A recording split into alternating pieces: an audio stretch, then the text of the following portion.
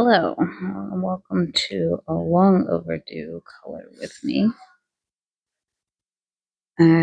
Between vacation, schoolwork, work, working on my streaming stuff, I haven't been recording videos as much recently, but time I got back, put one up.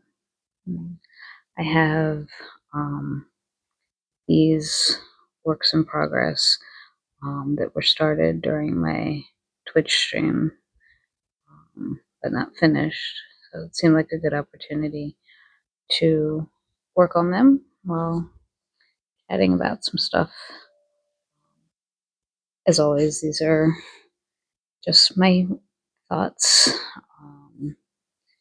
purely my opinions, not an expert in really anything I'm talking about, just thoughts that cross my mind that I feel like sharing about. And today, one of the topics that's on my mind has been, I think, kind of always prevalent in the fountain pen world, but seems to have kind of reared its head, especially in the last couple of weeks, at least from the things I'm involved in. And that would be the concept of originality and ownership of design.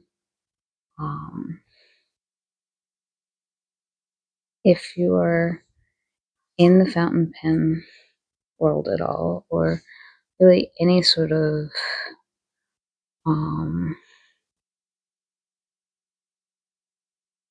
creative world, you know that there are always knockoffs. People copy designs, people copy. Imitation is a serious form of flattery sometimes. Other times it's just a quick way to make money.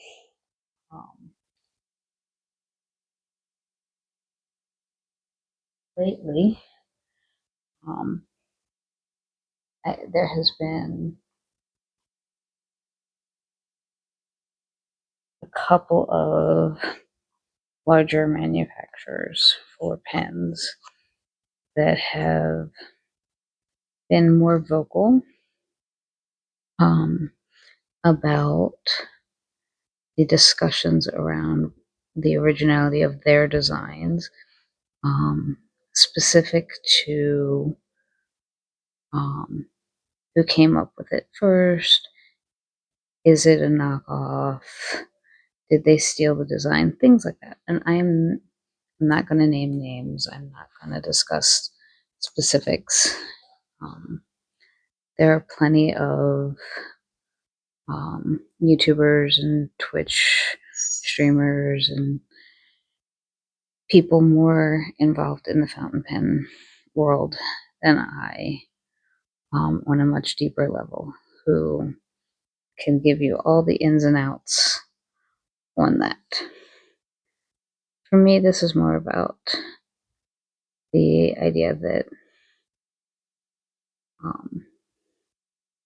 this doesn't just impact these larger manufacturers. And how much does it matter?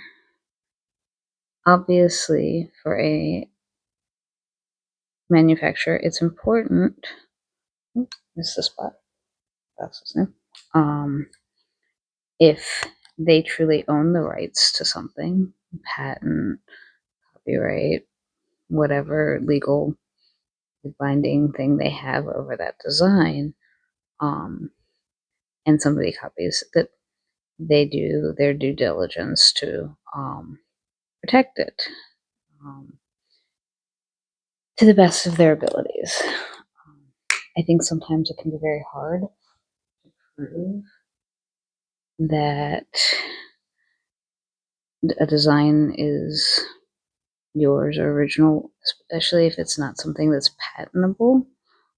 Patents at least have to go through a very rigorous process, to my knowledge. Again, like I said at the beginning, I'm not an expert. Um,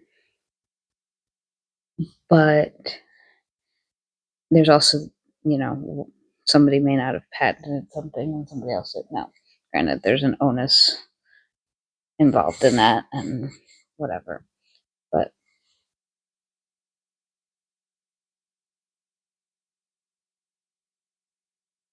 um,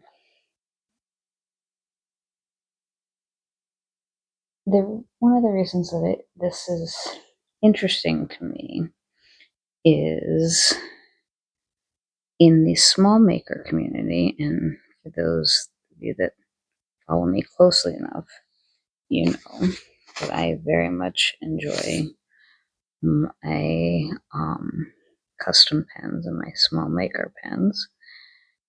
There is a lot of discussion about whether one maker copied the designs or whatever of another maker.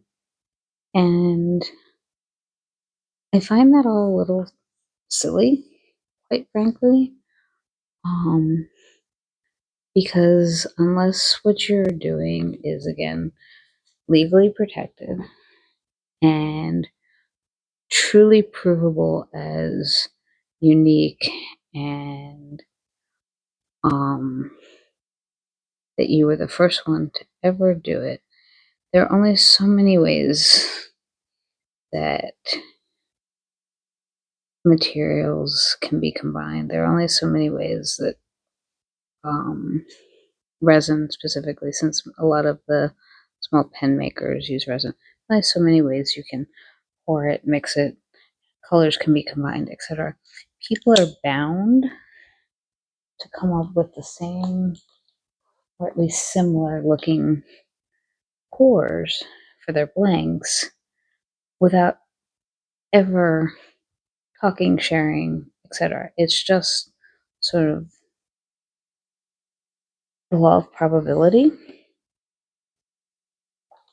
And ultimately, what should make it matter is what's being done with that material. Because what does it matter if this maker and that maker poured similar blanks when some makers are buying blanks from a blank maker and they're buying the exact same blank? The blank isn't exclusive. It's about what you do to that raw material to make the pen. And I think this also works sort of in reverse with some of these other companies where the design, um, rather than the material that made up the design, rather than the aesthetics, were in dispute. And again, doesn't it matter less about who owned the design and more as to who wore it best, so to speak? But like, who did the best thing with it? Like, maker A, only came out with it in 3 basic colors and, you know, didn't do any branding with it, um, whatever. Maker B really, came up with a rainbow of colors and jazzed it up and, made special branding for it and fitted into their brand in a special way. Like, which one provides more value? that kind of thing. But on a deeper level, taking this out of the pen world, it gets into, for me at least, an interesting question regarding why does any of this matter to us?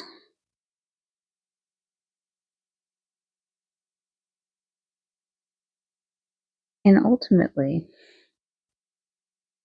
everything comes down to our opinions, our thoughts, what preferences we have.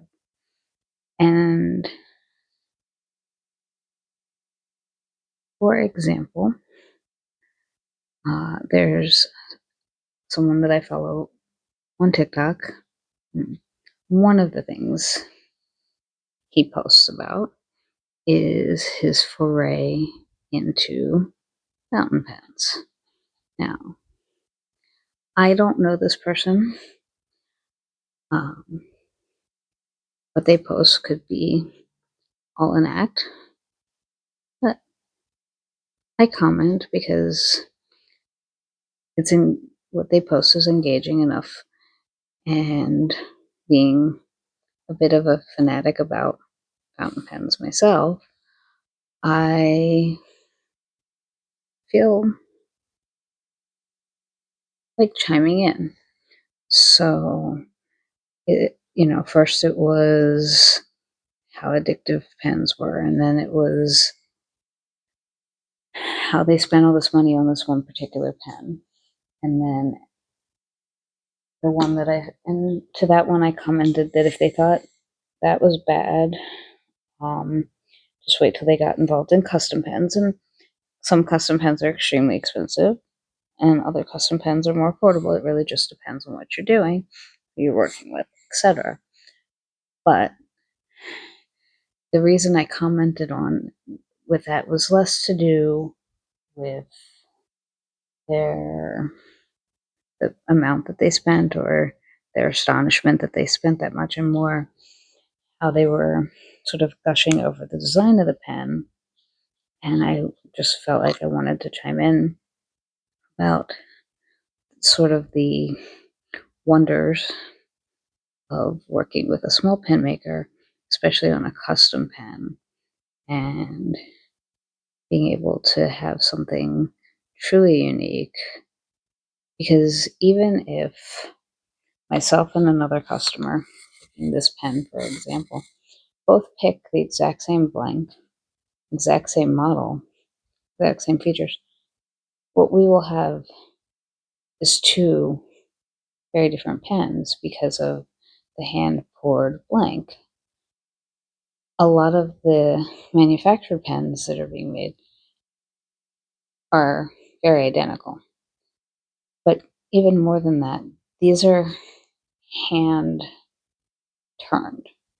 So even in the most precise pen turner's hands, there are going to be slight variations in the length, the thickness, how it feels in the hand. And that's what makes, for me, custom pens special. So today, this content creator posted about another specific pen that they bought that they spent even more money on. They were gushing over it. They're right to do. I certainly gush over plenty of my pens. And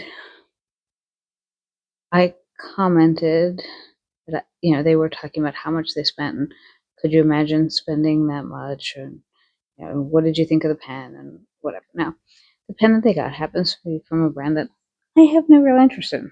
I will admit that I've never owned one of their pens and don't really have any plans to do so. I personally think that they are overpriced and capitalizing on a name that has been well known in the pen community for many, many years. But they're not that company anymore. Not really. And I think that there are better options for the same or less money. That's my opinion. There are some people who are absolutely fanatical about this brand. That is their valid opinion. So, anyway, I commented back because this person was talking about having spent $350 on this pen, and I or commented saying that I had spent more, but I had also spent less for the same or better quality, which is true. I have. And also added in that I really didn't like that brand that they were talking about, things like that. And their reply was something along the lines, really, because I'm like obsessed with it, I love them, etc. And it was like, that's also valid. Welcome to the fountain pen community, where there is just as many pens as there are opinions, or something along the lines of that. I think I actually said, welcome to the fountain pen community, where there's plenty of pen options and twice as many opinions about them. Because doesn't matter who you talk to, you will get one opinion about a pen brand from them, and turn around and talk to the person next to them and get a completely different opinion about that pen brand. And then you probably turn back to that first person and ask them the same question and get a different opinion again, because they got confused, different model, any number of things. It's not consistent. Even people who absolutely are diehard fans of any particular brand will have their moments where they say, I love this brand, but.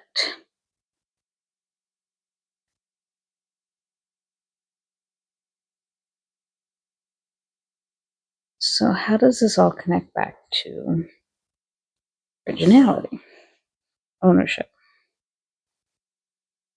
I don't know that it does. I know usually my stuff connects back. I don't know that this one does. I think it does in the sense that who owns a design, who owns a style, or who made it first probably matter more to the maker, manufacturer, than to the average consumer. Now, I say average, and the reason I say that is there are obviously some people in the fountain pen world who live and breathe this side of things. They are heavily aware of the manufacturing practices and business practices and all that other stuff, and more power to them. I don't know that I could ever do that, even if my interest led that way. I think it would take a lot of the joy I get from using the pens out of it to be that involved with the non-pen side of things.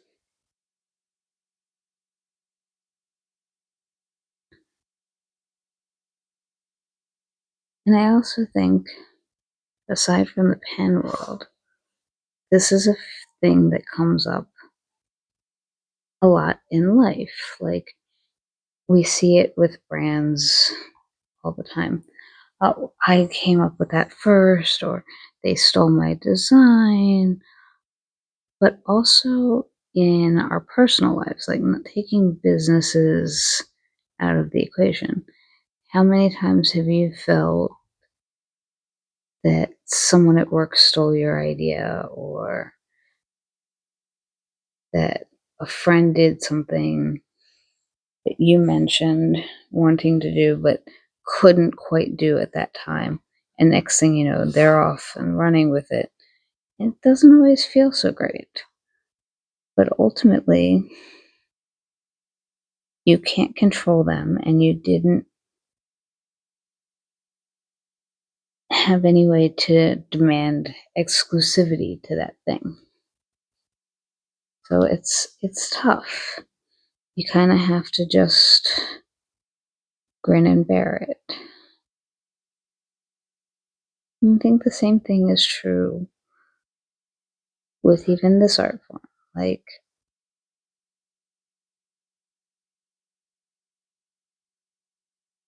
I think a lot about coloring books, especially my mandala ones, because even though these are supposedly all hand-drawn mandalas, you have to wonder, oh, pardon me, you have to wonder how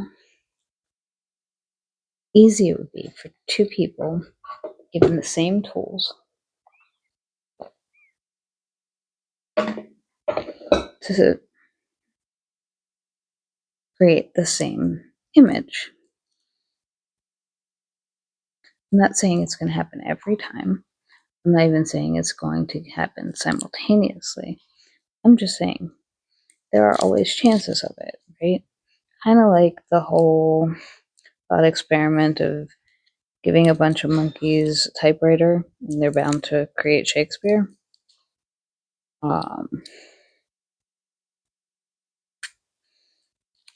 So, you know, again, what is original? Why does it matter? Especially, I mean, obviously, if you're trying to profit off of something, you know, you don't want people copying you. But at the same time, I feel like you have to have faith in the invisible specialness of your product, so to speak. Things that, you know, are intangible, I guess is a better word.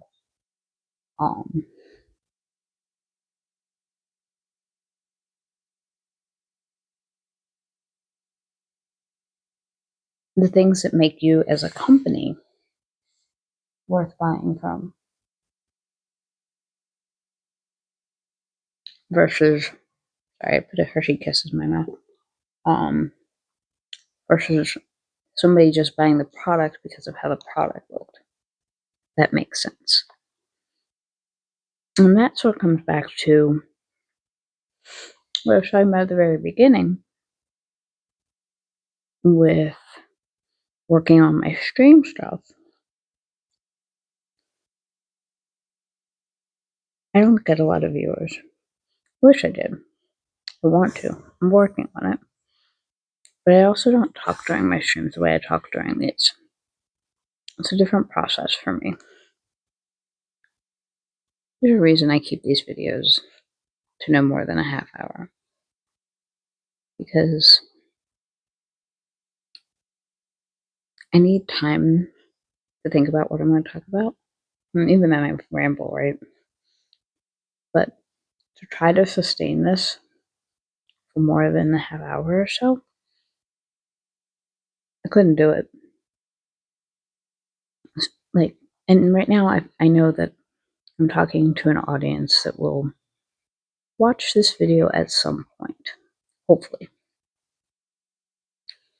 When I'm streaming, I know how many people, if any, are watching, and talking to no one is kind of an uncomfortable feeling. So, what does that have to do with originality? Well, I've been working a lot on the design of my stream, making it stand out, so that hopefully, despite the no talking, or the very little talking, and the fact that I knew so many people, or sorry, that I don't get so many people, I will be able to get people to stay and watch for a bit by doing things in a way that is visually appealing and unique.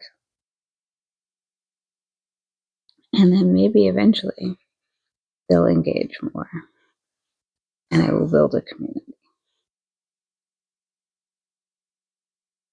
But I'm not out there trying to mimic someone else's stream.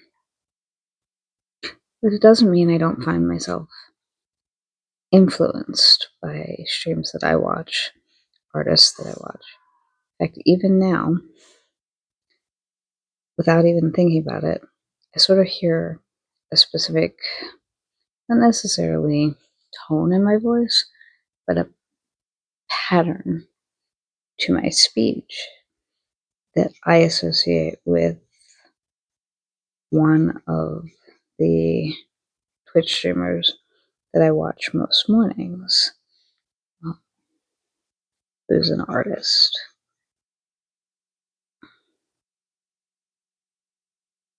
But yeah, everything comes back to originality.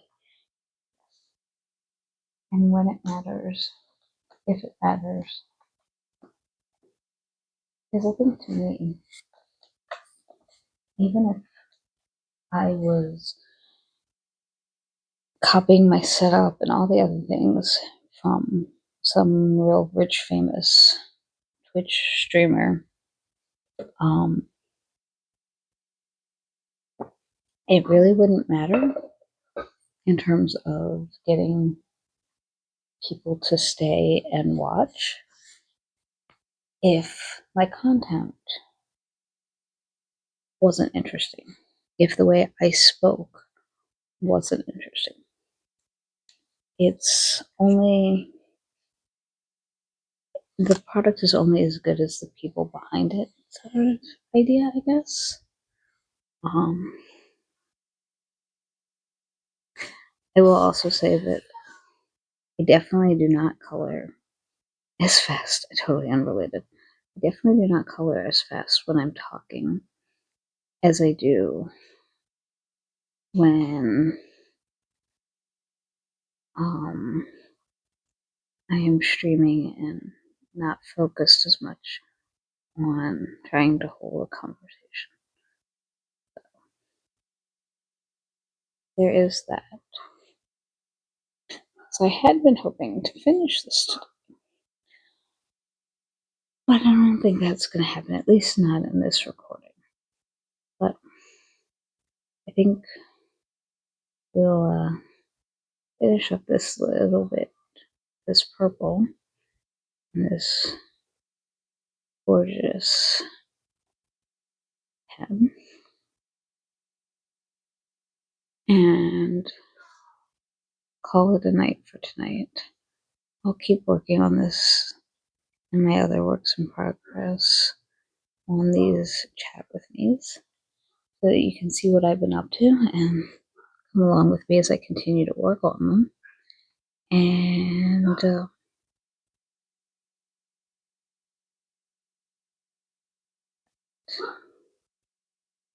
while I finish this up, just a reminder that you can catch me on Twitch streaming Saturdays, Thursdays, Saturdays, and Sundays.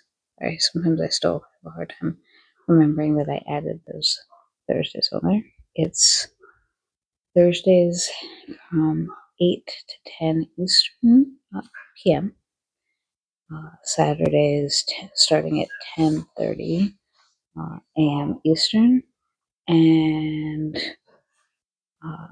Sundays are noon to 2 Eastern. If you haven't caught on to that yet. My Instagram is on my channel page, and of course, you can find me here. I'm expecting some pens hopefully next week, so there'll be new content on that. And that's it. I just hope to start getting back to more of these color with me's because I know people enjoy them. And as always, if you have questions or suggestions, comments are always appreciated. Likes are definitely appreciate it. And subscribe, if you really enjoy it and want to catch more. Hope you have a great night, and I'll catch you next time.